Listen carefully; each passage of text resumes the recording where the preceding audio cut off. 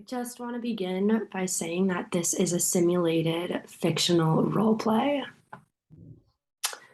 Good morning, I'm Sam. It's so good to meet you. Good morning, Dr. Pinkus. It's really nice to meet you. How are you? Were you able to get on okay? Yeah, the Zoom link was pretty easy for me to find. I'm pretty familiar with Zoom, so yeah, it was easy. Okay, great. I'm so happy to hear that. So I just want to begin by thanking you for coming in again today. I know that it can be really overwhelming to start this process, but I want to thank you for taking the time.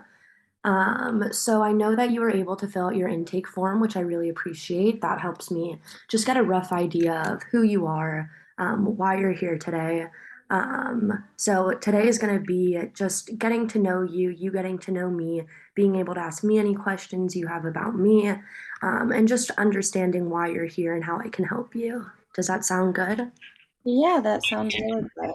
I appreciate, yeah, you going over my intake form, and that means a lot just Awesome. preparing for this. Yes, great.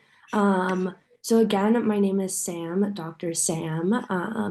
And Annie, can I just ask you for your pronouns? Yeah, I use she, her pronouns. Okay, great. I also use she, her pronouns. Uh, Okay. Cool. Great.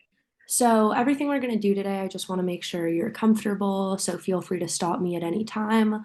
But basically, this is just, again, going to be just a kind of general getting to know you conversation. So low pressure. But Okay. I just want to start by asking you kind of generally what brings you in today. Yeah, okay. So I know I wrote like a lot on my intake form. Um, so the main reason that I'm coming in today is because my dad and I have a really difficult relationship, and it's been like that for a really long time. And recently, he just kind of cut me off again.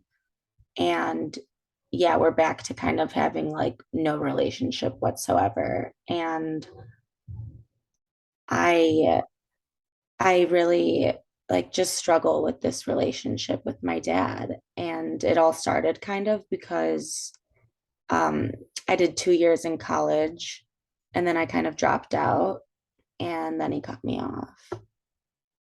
Thank you for sharing that with me. I know how hard parental relationships can be sometimes. So I really appreciate you being really open about that. Um, Mhm. so I want to just kind of unpack some of the things you're saying a little bit. So tell me about what your relationship with your dad used to be like. Was it ever positive? So, my dad and I, from a very young age, my parents are divorced. So, you could say that I've always been a mama's girl. And my dad and I have never really had the best relationship. Like we're similar and we're a lot alike. Um, but that's kind of why we butt heads a lot. And so we would have like a good, I would say we have a good relationship other than the fact like when it gets terrible like this. Like we never have seen eye to eye on things like how each of us should be respected, or he treats my siblings totally different than how he treats me. And I just feel like also like that relationship with him has contributed to like so much of how I treat my relationships and Right. myself. Right. So what I'm hearing is that your relationship with your dad and the way he treats you in turn affects the way you treat yourself, which sounds like that can be very harmful.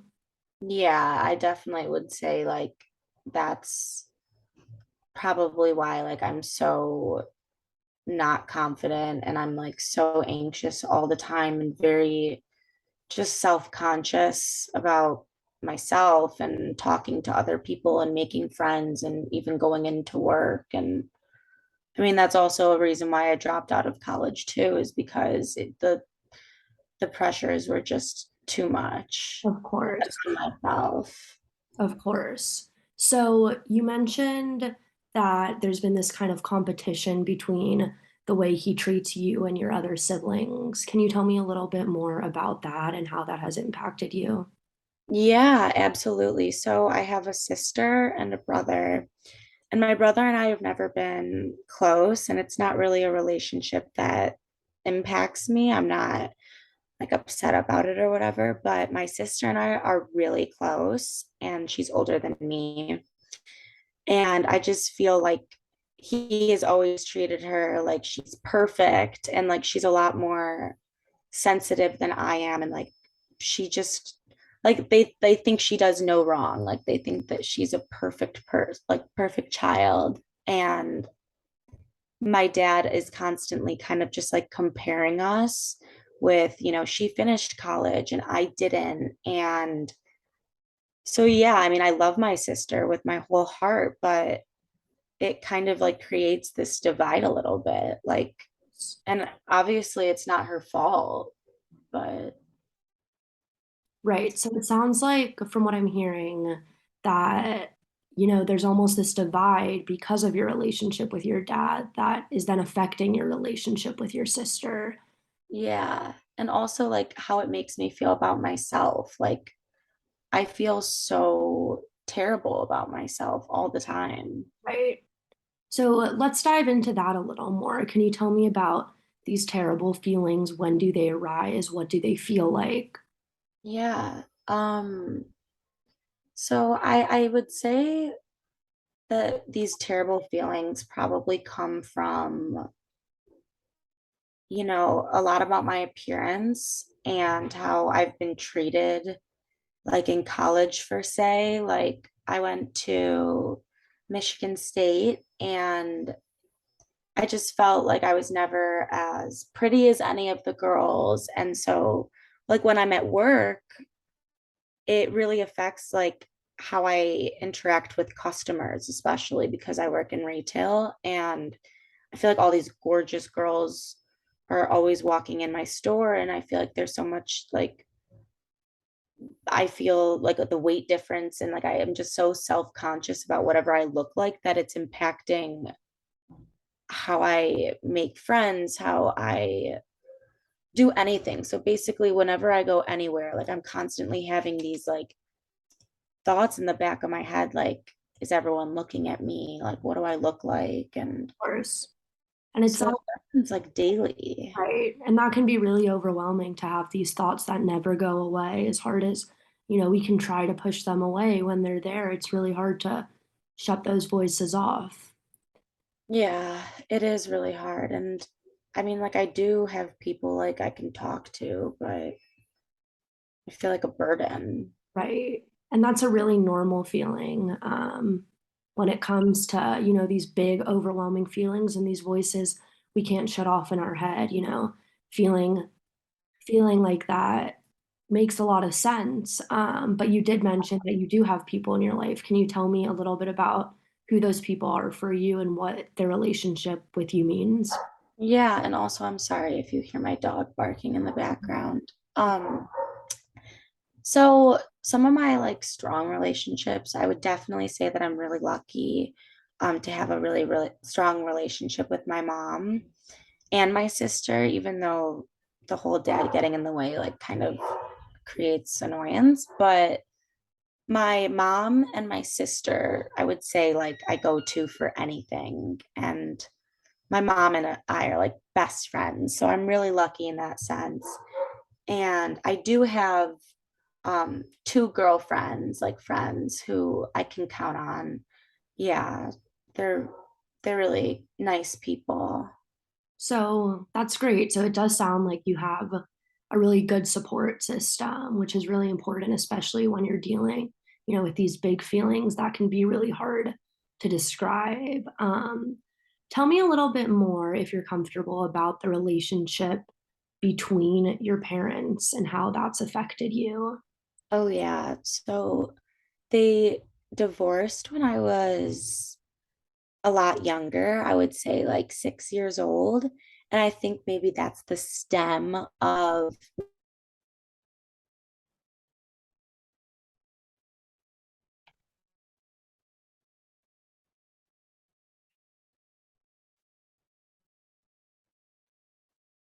Hello.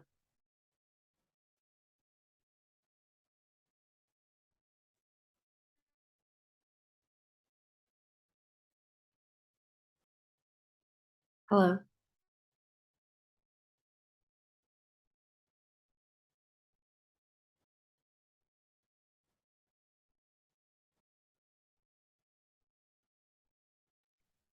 Okay.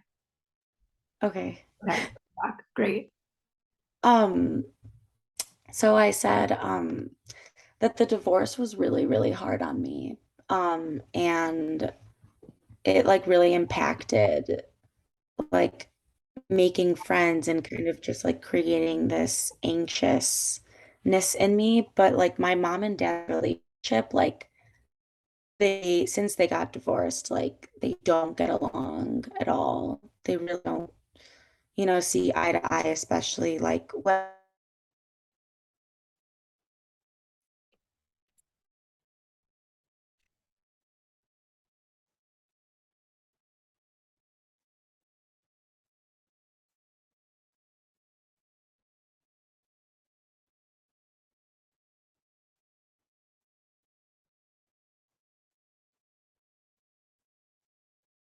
Hello.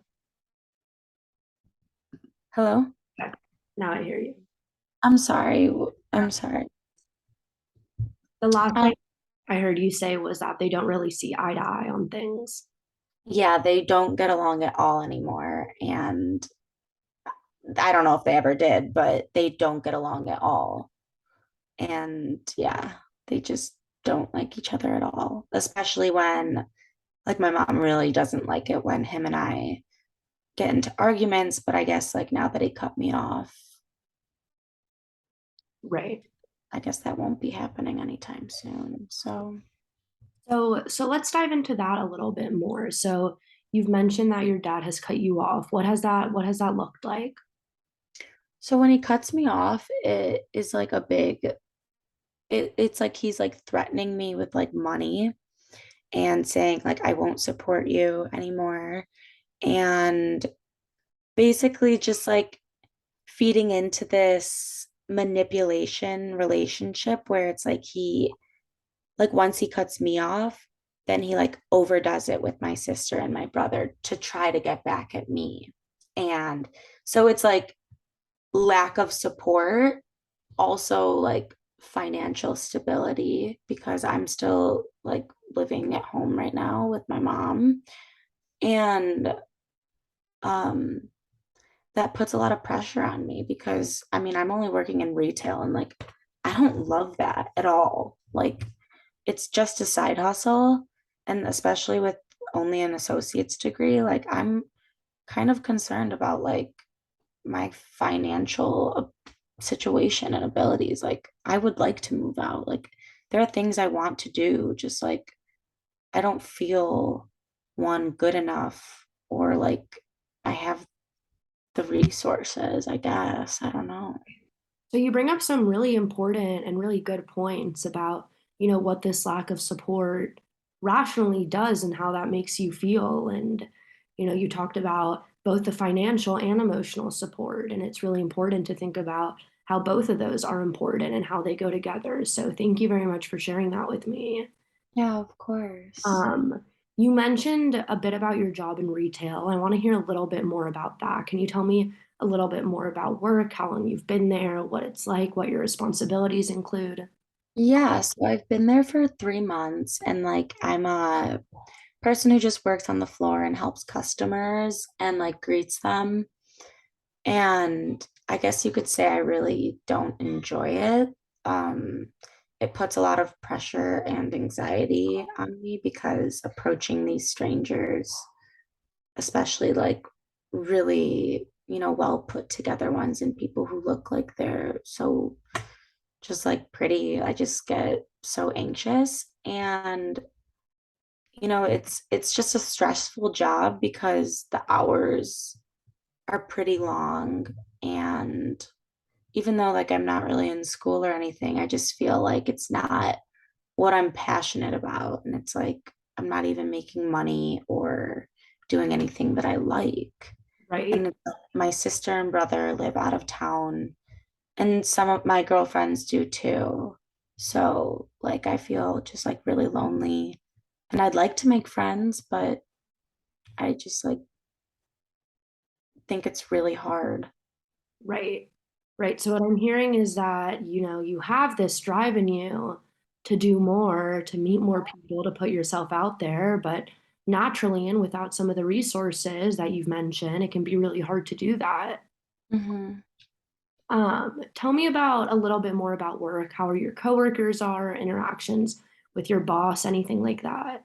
Yeah, so my coworkers are really nice.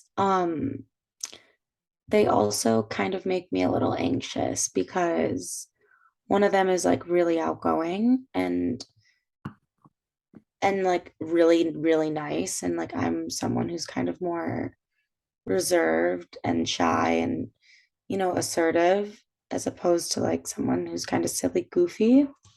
Um, so it's a little interesting. Like I feel like they think I'm a little weird or like judging the car that I drive to work in or things like that. But overall, I guess they're nice and they we help each other out when we need to and things like that. I just really wish that like I don't know, I had people that other than my mom. And I guess I wish that like I knew how to resolve this with my dad or like fix how I'm feeling about that. Right. So what I'm hearing from what you just said is that, you're actually really ready to take action, which is such an important part of this whole process. You're not sitting ready to do nothing. You're actually ready to make that change. So I hope that you recognize that strength that takes to be able and want to be able, to be actionable and make that change. So I hope that you recognize the courage that even wanting that takes. Uh, Yeah. I uh, guess it's just like my dad, like since I dropped out of college, like I really see that as a failure and like he's really put that on me like as like I've failed. And so I'm just really struggling like with moving forward about how am I supposed to feel about myself and like making friends when I feel like a failure. so I want to know if there's a time that you've done something that you feel really proud of yourself. Can you think of anything? Yeah. Um yeah, a time when I felt really proud of myself is when um I took this job a few summers ago and I was actually not feeling that anxious and my dad and I were on, not the best terms. So I guess that says something too. But I took this job and I kind of just went into it and I made a few connections out of it. And that's why I think like that was a time that, was kind of important for me. And like I just didn't really care about what my coworkers thought of me. And that's like what I would like to get back to, like Right. feeling comfortable in a space where, no one's going to judge me. Right. Are you able to think more about what was happening, what your surroundings looked like that made you feel, that sense of comfort and feeling better about yourself?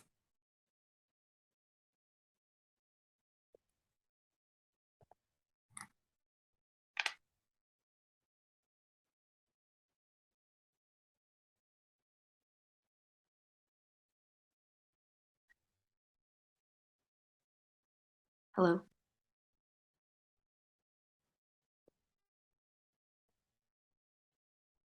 Hello?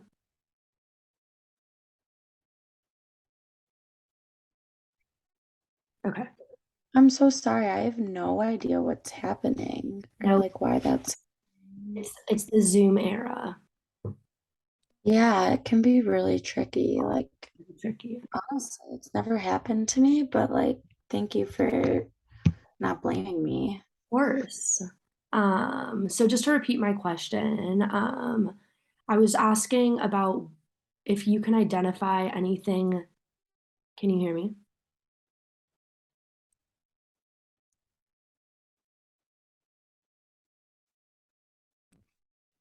Okay, can you hear me? Yes. Okay, I'm sorry. I'm really trying to No figure worries. this.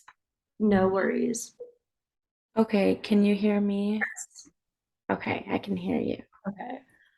So I just wanted to know, we were talking about this past experience where you were feeling more comfortable with yourself. I just wanted to know Mhm. a little bit more. What about your surroundings? What did your surroundings look like? Where were you? What place in your life were you at that you think may have contributed, to those better feelings?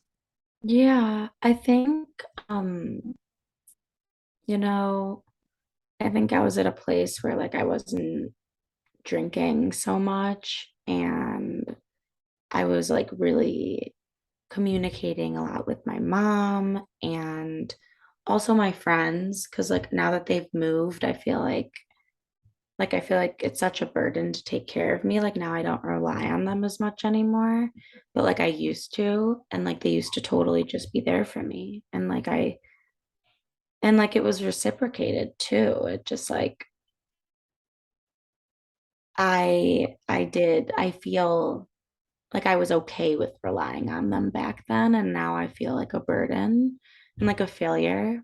And also, yeah, I think like alcohol has a lot to do with it. And like sometimes I will smoke marijuana. Um, and it makes me lazy and just kind of like think about everything in my life. And like I used to not do that at all. And like I think I started because I'm bored and just like unhappy.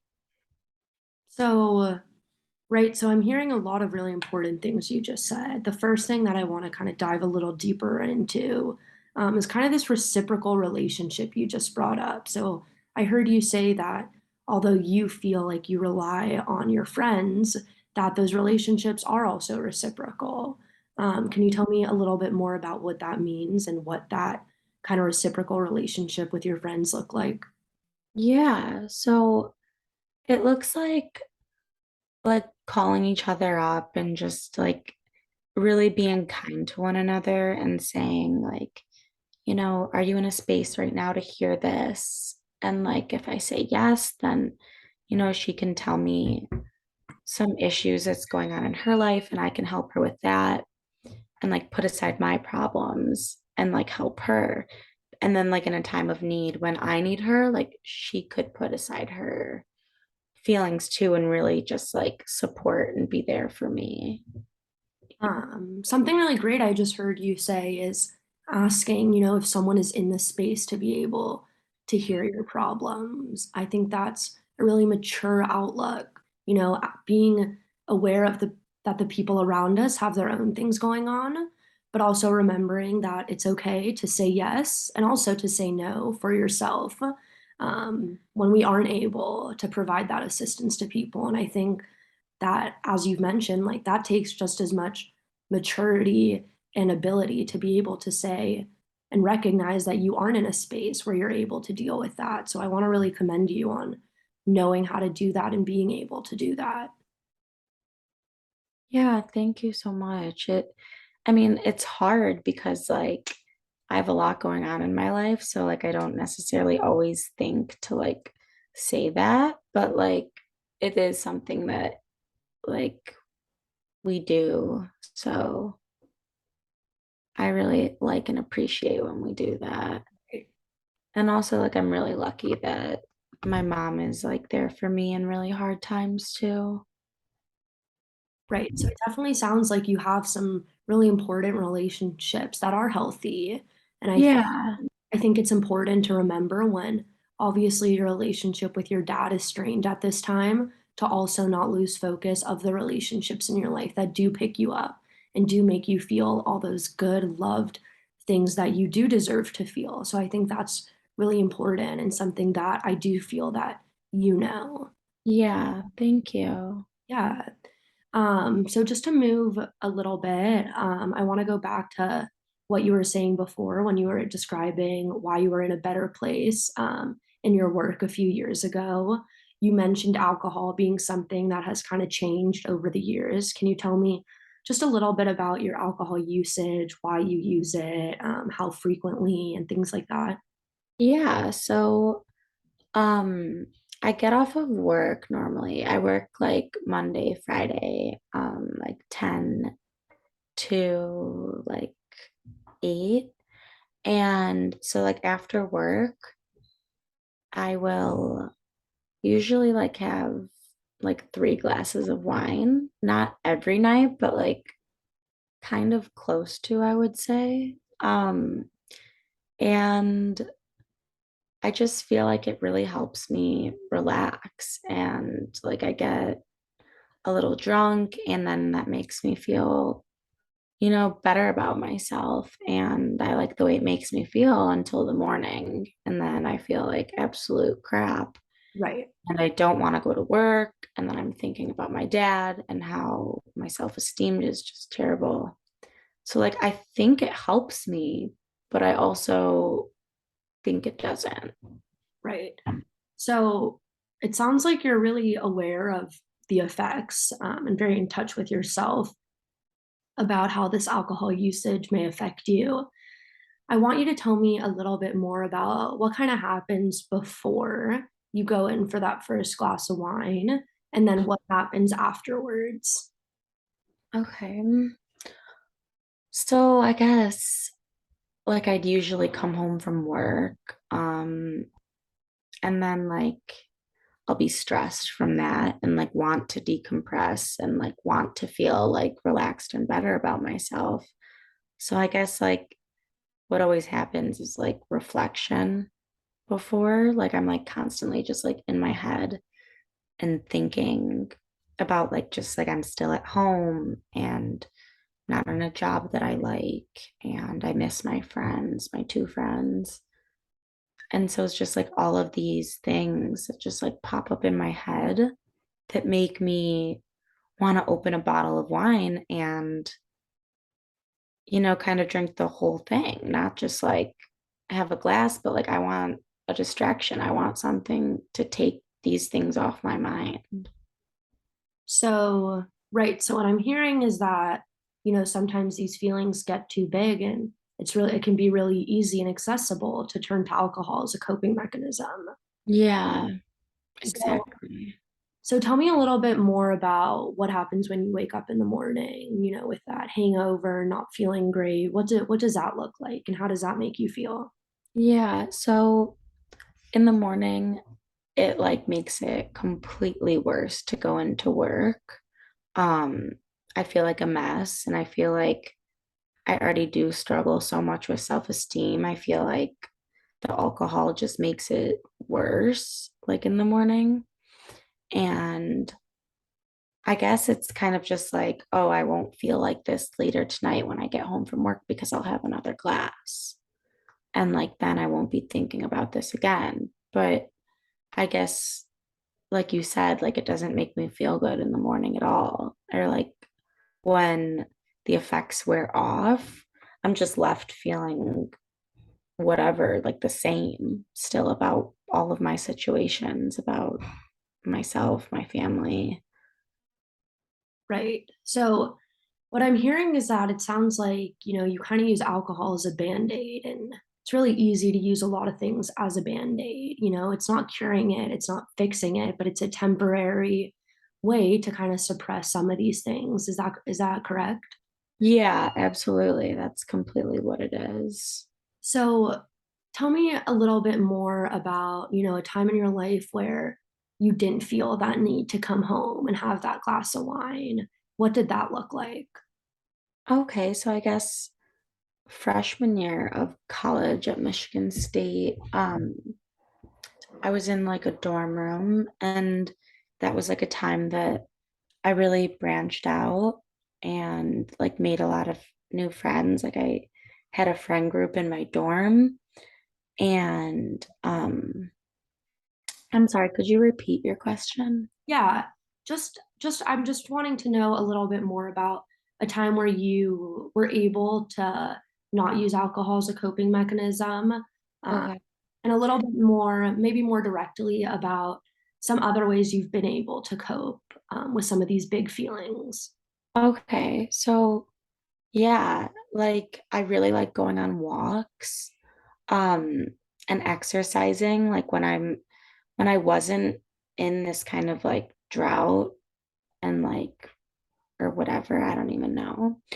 When I wasn't feeling like this, like I was exercising and I felt, a little bit better about myself. I would go on walks and cook with my mom, and like I'd call my sister more. So like yeah, I guess like I was in a better mindset, and like I liked reading and writing and drawing and like arts and crafts and things like that. And like I love music. And I guess like now I just feel so stressed that like I don't even think about any of those things anymore. I want to just recognize some of the ways that you have been able to cope in the past and let you know that most of those things are really healthy coping mechanisms. You know, you mentioned exercise. Exercise is a great way to release some of that energy while also doing something that makes our bodies feel really good. You know, you mentioned cooking with your mom. I love to cook. There's something really great about being in the kitchen, the smell of homey food, and having that connection to other people. So I want to recognize and have you recognize um, that some of those coping skills are really great ones. Uh, Thank you. Yeah, yeah. I so, just, yeah, I don't like have time to really do them though anymore. right. So I guess that kind of leads me into what you're looking for actually out of therapy, you know? So you've mentioned a lot of your struggles, how they have to relate with your dad and your strained relationship, as well as where you are in your life right now, you know, kind of in between what's going on now and next steps and wanting to kind of get into a new career path and what that may look like. So, what are some ways that you think that you can bridge yourself from the place you're in now into a newer, better you?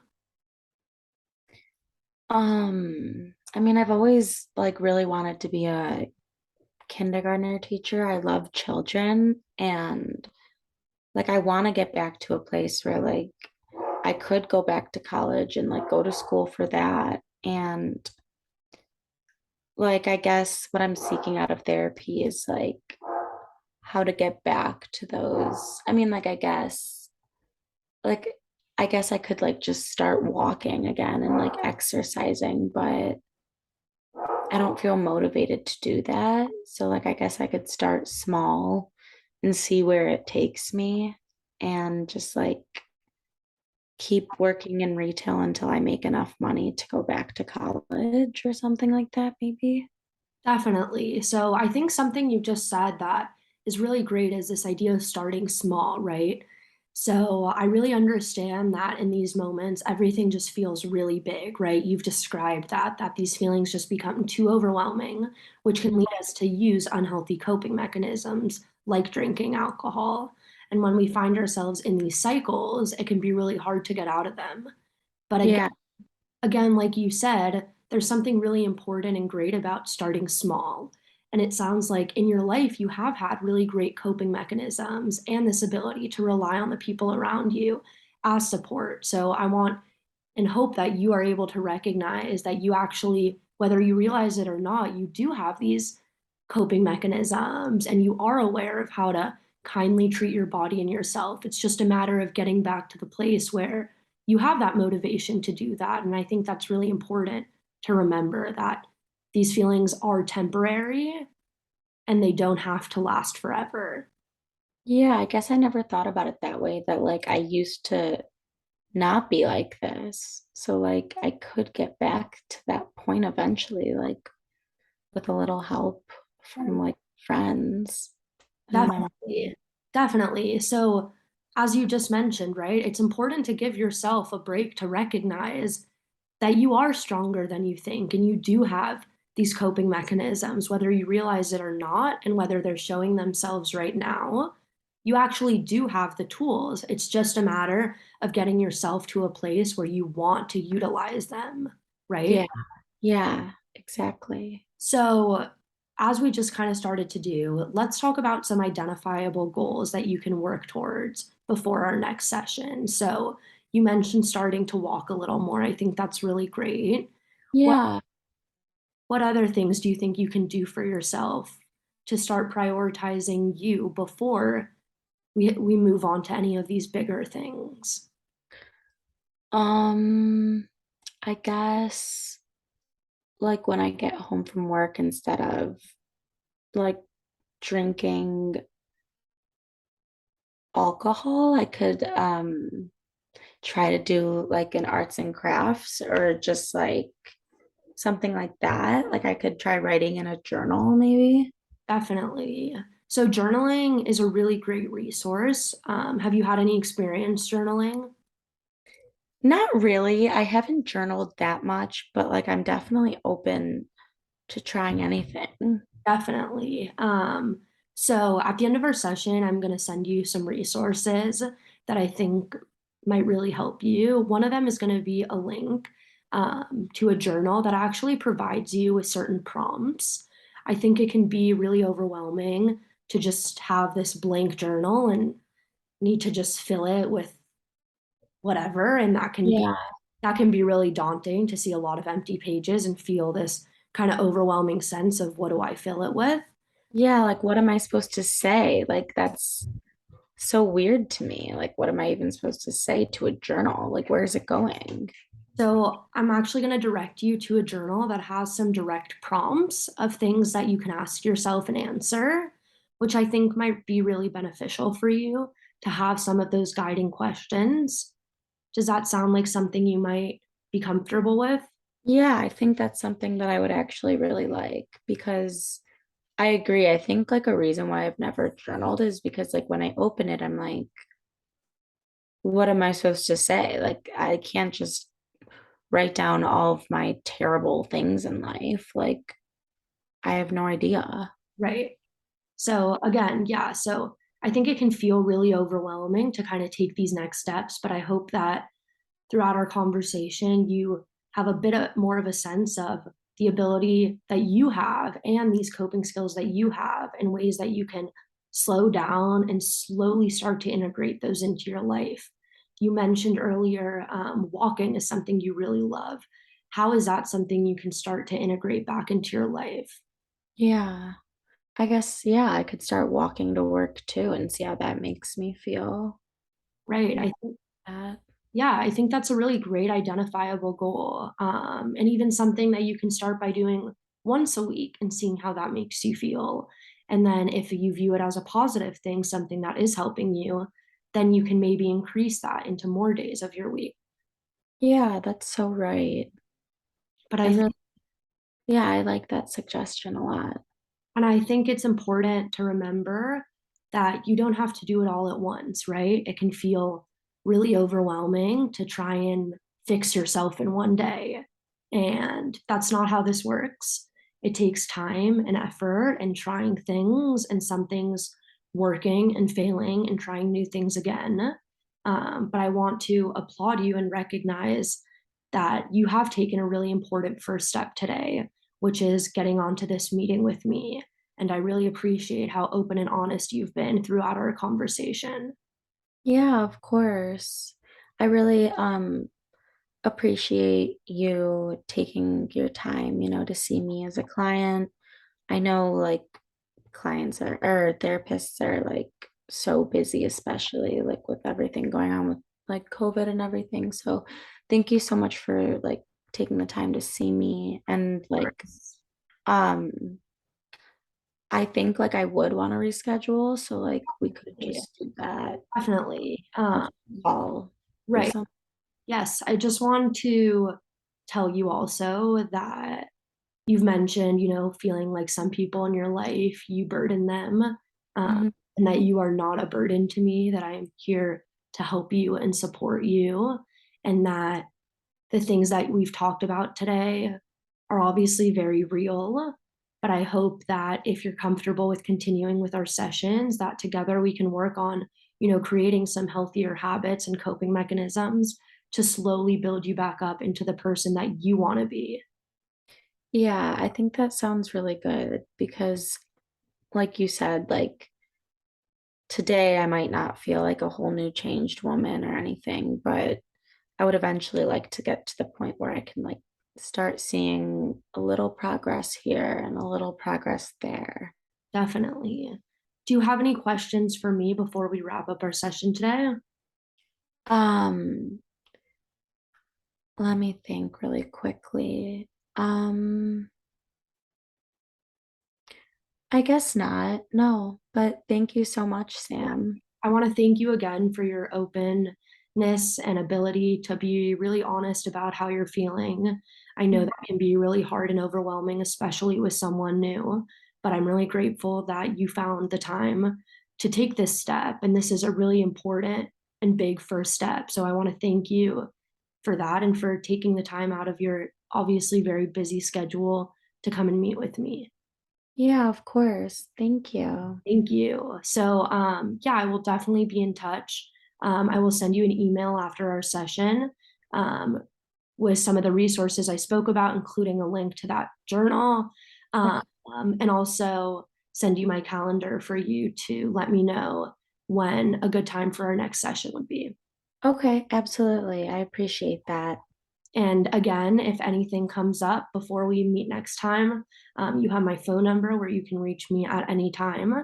And I just want to thank you again for being so willing to begin this process and tell you that you are doing great and that you do have a really great foundation and a lot we can work with here. And I believe that you do have the ability to reach your highest potential and achieve all your big, amazing goals, and I'm really excited to continue working together so that we can continue to help you get there and be the person you want to be. Thank you so much, Sam. I really appreciate it and looking forward to our next session. Yes, me too. All right. Have a great rest of your day. And again, please feel free to reach out to me with any questions or concerns at any time. Absolutely. Thank you. Thank you. And again, this is a simulated fictional role play. Thank you. Have a good day. You too. Bye. Bye.